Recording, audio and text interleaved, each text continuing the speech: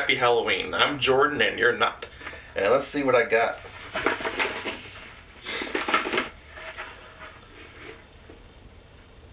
I got a rock. Alright, so this is my big epic Halloween special. And today I'm going to talk about some of the best horror movies, some of the best Halloween themed horror movies, and just overall just anything that you should do for Halloween or watch on Halloween. I got a lot of stuff, so let's get started. Sorry if my voice sounds a little, I'm still coming over a cold. Well, first we'll start with the History Channel. The Haunted History of Halloween. It tells you everything you need to know about the holiday of Halloween, how it started 3,000 years ago with the Celts, and just, why, the Black Cat, witches and the Black Cat origins, and just Salem witch trials, and just how Devil's Night, all the fires back in the 80s, just everything you need to know about Halloween. It's a really good documentary about the Halloween holiday, so if you, A+.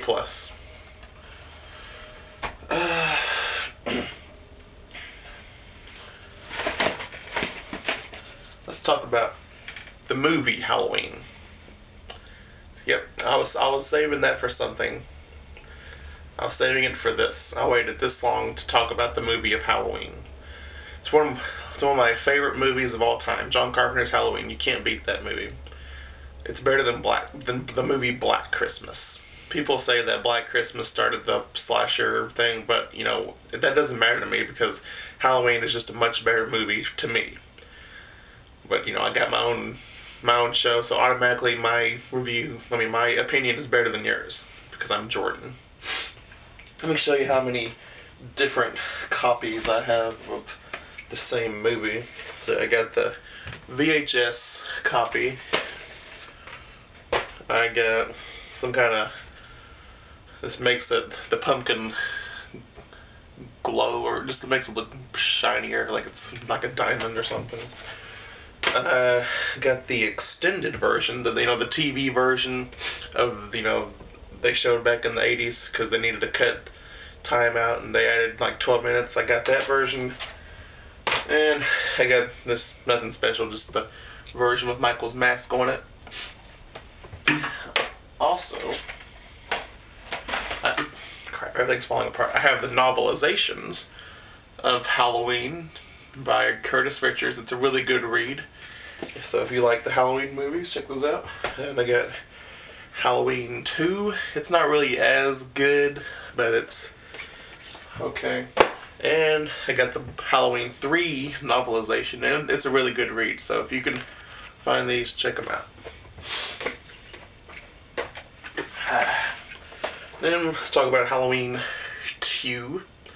It's a fairly decent sequel. I was 8 at the time that I saw the original Halloween because Halloween H2O was coming out, and I really wanted to see it. And when Mom showed me a copy of it on TV, it was just on tape that they recorded, so we didn't have it yet, and that's when I jumped on the bandwagon and wanted to watch all the Halloween movies. So I remember I saw them like 1, H2O, 5, I don't know, just kind of out of order. So, yeah, you should know about Halloween, right? About Michael Myers going after Laurie Strode. Then, well, I've already reviewed this, but Halloween 3. Again, I implore you, if you, just watch it. Just, like, if you haven't seen it and you know about it and you're just going to avoid it just because it doesn't have Michael Myers in it, just try it, okay, people? It's a really good movie for what it is. Just think of it as Season of the Witch, even though it's a George Romero movie with the same name, or Nicolas Cage movie with the same name, but just try it, just one time. If you already have seen it and you know about it, then you're lost. But if you're just avoiding it just because Michael Myers is not in it, just try it, just one time, okay, please. Then the Halloween movie that everyone seems to hate, but I enjoy, Halloween Resurrection. It's one, actually I like it. It's just because of, well, spoilers. Laurie Strode dies in the first 10 minutes of the movie. But, you know, the rest I like. You know, I like the idea of just people being stuck in Michael Myers' house with him inside and them doing like a reality TV show based on, you know, trying to escape Michael. And I like, you know, I actually like the Busta Rhymes Michael fight scenes toward the end. I don't see what the big deal is. I thought it was pretty cool.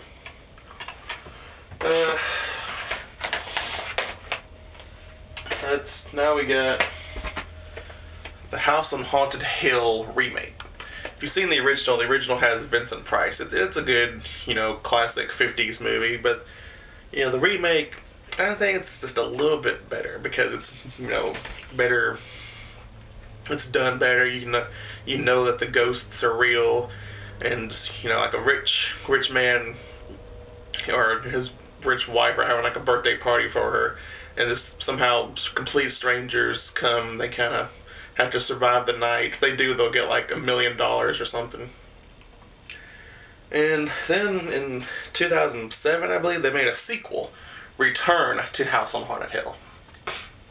It's not horrible, but it's not great. It's not on par with the original, but it's, for what it is, like a, you know, direct to DVD, you know, cheap cash-in sequel. It's not too bad. So if you can find it, just because you like the original House on the Haunted Hill, just give it a watch. See what you think. It's like there's some kind of stone, some kind of idol in the house that makes everything evil, and Dr. Vannicutt's trying to protect it or something. I don't know. Wait a minute, that's kind of like the Thorn Curse from Halloween. I don't like that. Never mind. Oh, I haven't been grading these movies, have I? Halloween, everything Halloween, A+. House on Haunted Hill, A-. I don't know. Return to House on Haunted Hill, B. I don't know, C+. What else we got? Oh, I forgot to get Night of the Living Dead. It's over there, but I don't want to get up. But I mean, I'm sure you've seen Night of the Living Dead, George Romero's, because that's a classic 1968 about, you know, trying to get away from the zombies and like in a deserted farmhouse. It's a really good movie. And sorry, I keep sniffling. And I've been told I forgot to review Flesh Eater, Revenge of the Living Dead, that I reviewed last night. So if you saw that review and I forgot to give it a grade, I give it C+. Now let's talk about George Romero's Dawn of the Dead, 1978. It's a complete classic. I love it. Well, I'm not like head over heels in love with it. I mean, it's a really good zombie movie and just very 70s looking. It's just very classic looking. Just everything about it's, you know, really awesome looking. Just, you know, zombies, you know, in a mall trying to kill them all. Just really good look, and I love the gore. Yeah, I think didn't Tom Savini do the gore? I believe. I think he did. And I have like the 4-disc version. I put them all in here. I got the extended version, the European version. I put them all in here just to save space. I don't know. I'm weird. A, I guess.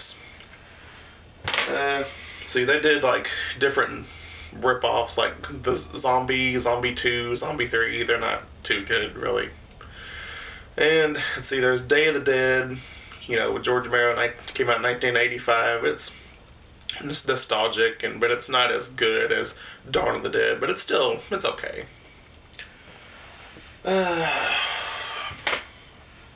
What to talk about? Let's talk about these books. I haven't really read them, but I really like to someday. This is Halloween from Pagan Ritual to Party Night. It's a book. I guess it talks about the history of Halloween. Very few pictures. I'm like Jack Skellington. What does it mean? Okay. Again, I really want to read this book someday. And then there's another book called Death Makes a Holiday by David Skal. I don't know. This one has like a few pictures in the middle. Talks about this guy that poisoned his son, Ronald. What's that guy's name? Let's see if I can find his name real quick. Razor blades, candy, Ronald Clark O'Brien.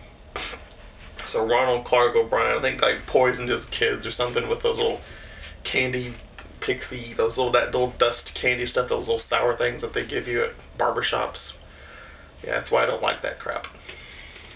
Again, I really want to read these books someday. Alright, so I talked about Halloween. Let's talk about Rob Zombie's Halloween remakes for this one behind me. So I have, well, these are the theatrical versions. So you have, there's Halloween, and then there's a theatrical version of Halloween 2. So I remember when Halloween came out, well, in 2007, I was 17, there was a pep rally at school, and I skipped it. I just left the school. Literally, I seriously did. Because it was only, I didn't give a rat's ass about pep rallies, and I just wanted to hurry home, and I wanted Mom to take me to see Rob Zombie's Halloween. And, I was a big Halloween fan. I was so excited, and I think I really liked it. I mean, it was, I just wish you would leave out all that white trash cussing and just, like, the first Halloween, you don't hear one F word at all. You don't hear no fudge at all. But in Rob Zombie's Halloween, it's like every second of every minute, like of every sentence. But, after a while you kind of get used to it, and then you kind of got to look past it.